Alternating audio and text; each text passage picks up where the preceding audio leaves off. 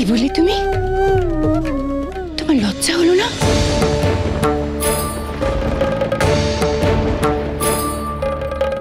মায়ের সামনে নির্লজ্জের মতো এরকম কথা উচ্চারণ করতে তোমার এতটুকু লজ্জা হলো না? তোমার মতো মেয়ে গর্ভে ধারণ করার থেকে আমি আমি বন্ধা হওয়া শ্রেয় মনে করি। সজ্ঞানে ফেরো পার্বতী মাতা, সজ্ঞানে ফেরো। স্বপ্নভঙ্গের বেদনায় সজ্ঞান অজ্ঞান আমার সব এক হয়ে গিয়েছে স্বামী। যে জামাতা আমার দ্বারে দাঁড়িয়ে আছে তাকে দেখে আমার অন্তরাত্মা শুকিয়ে গিয়েছে। মেয়েকে তার হাত তুলে দেওয়ার চাইতে আমার মেয়ের মৃত্যু আমার কাছে অনেক সুখের, অনেক সুখের। বাক্য সংযত করো রানী, সংযত করো।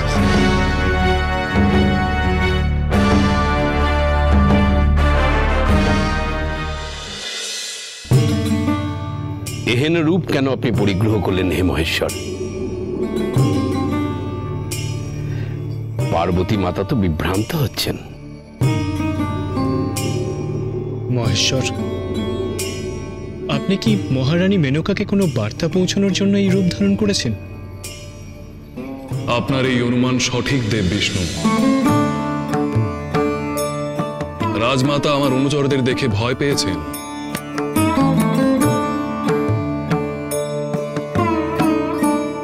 ঘৃণা হয়েছে তাদের সাজসজ্জা চেহারা দেখে।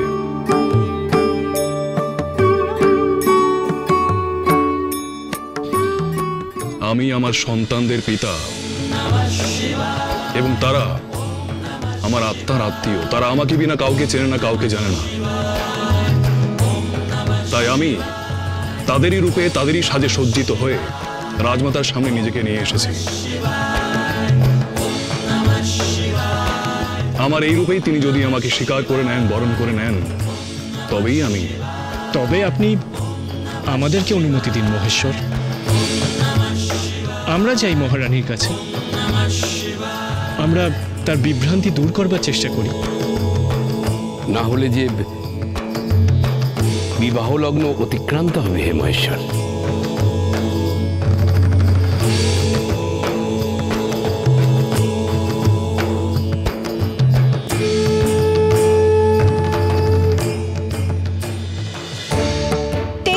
কোটি দেবতা থাকতে ওই কুৎসিত তোমার কাছে পরম পুরুষ হিরে ফেলে তুমি কাঁচে মোহিত হচ্ছ। চন্দন ছেড়ে তুমি পঙ্কে ডোবাতে চাইছো নিজেকে।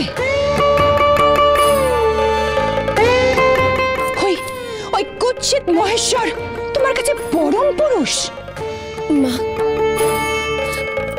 মা গো, কেনি মা হয়ে তুমি কেন এমন বিপরীত বোধের কথা বলছো মা? আমি তোমার বিয়ে অন্যত্র দেব।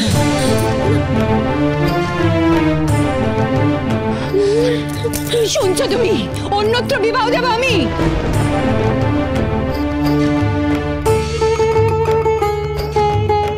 তা সম্ভব নয় দেবী।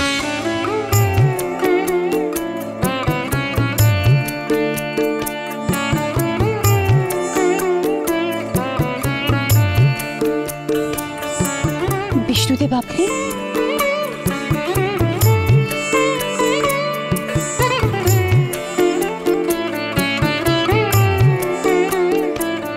আমি আপনার সঙ্গেই কথা বলতে এসেছি দেবী। আপনি বিদুষী, আপনি বুদ্ধিমতী, পিতৃগণের মানসপুত্রী আপনি, স্বয়ং হিমালয় রাজ্যের সুযোগ্যা সহধর্মিণী।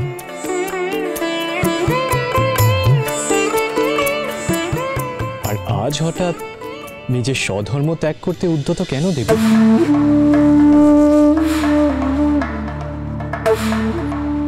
দেব, আমি তত্ত্বজ্ঞান জানি না। অন্য কোনো ধর্ম নিয়ে কথাও বলতে আমি চাই না।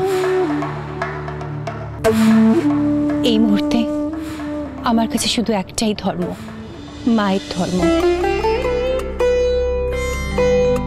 স্নেহময়ী মায়ের ধর্ম ছাড়া অন্য কোনো কিচ্ছু শুনতে আমি চাই না।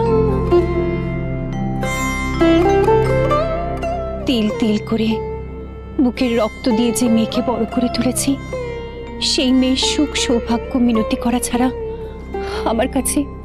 আমার কাছে আর কোনো ধর্ম নেই দেব। মাতা, দেবী পার্বতী তার সুখ এবং সৌভাগ্য দুটির কোনোটাই বেছে নিতে ভুল করেন।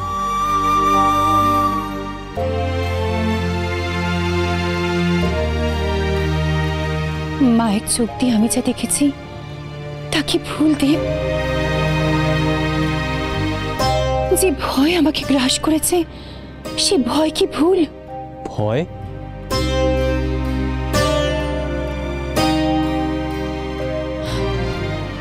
ভয়ঙ্করের হাতে আমার মেয়েকে তুলে দিতে আমি ভয়ার্ত গোলকপতি।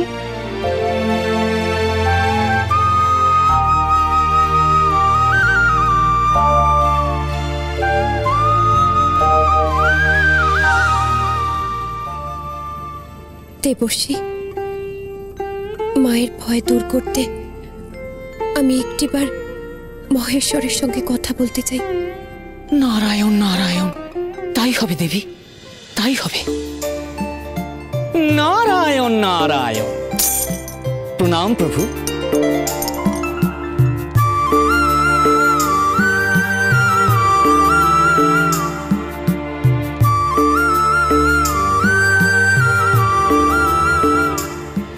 মাতা, মহেশ্বরের রূপ নিয়ে আপনার মনের ভুল ধারণা আপনি দূর করুন। তিনি অরূপ। মহেশ্বরের রূপের না আছে কোনো আদি, না আছে কোনো অন্ত। স্বয়ং প্রজাপতি ব্রহ্মা এবং আমি নিজে তার রূপের আদি বা অন্ত দুটোর কোনোটাই খুঁজে পাইনি।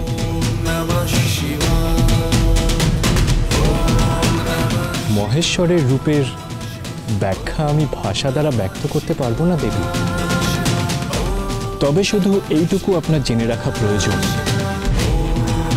এই ত্রিলোকের সৃষ্টিকর্তা ব্রহ্মাদেব থেকে শুরু করে মাটির অণু পরমাণু সমান কীটাণু কীট সব কিছুর মধ্যে তিনি বিরাজ করেন। সত্য শিব সুন্দরের বাহ্যিক রূপ আপনার মনে অবজ্ঞার জন্ম দিয়েছিল, ঘৃণার জন্ম দিয়েছিল, বিভ্রম হয়েছিল আপনার। আর সেই বিভ্রান্তি দূর করতেই তিনি এই রূপ ধারণ করে আপনার সঙ্গে লীলা করছেন দেবী। লীলা?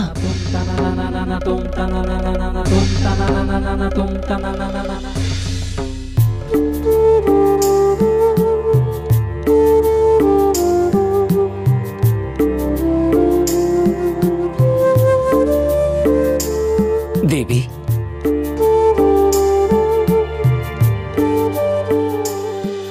সুন্দর অতি সুন্দর, সুন্দর অতি সুন্দর, সুন্দর রূপরাশি, সুন্দর পরিহাসী,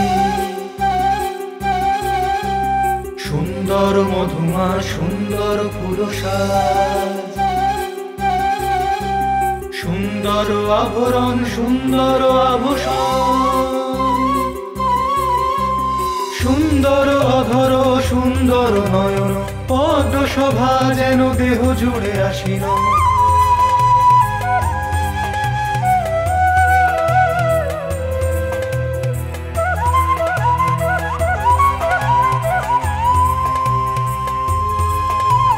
সুন্দর অধর, সুন্দর নয়ন, পদ্ম শোভা যেন দেহ জুড়ে আসিল।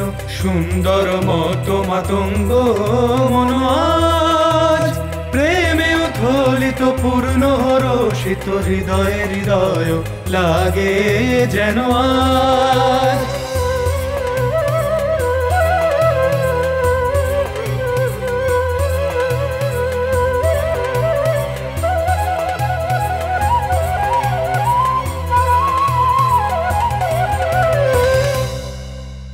স্বপ্ন ভঙ্গের বেদনায় মা অস্থির হয়ে উঠেছেন।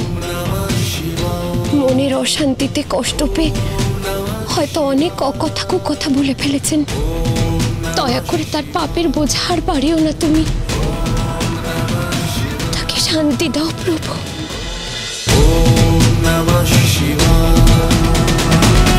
চলো চলো চলো চলো চলো পাল্টাই।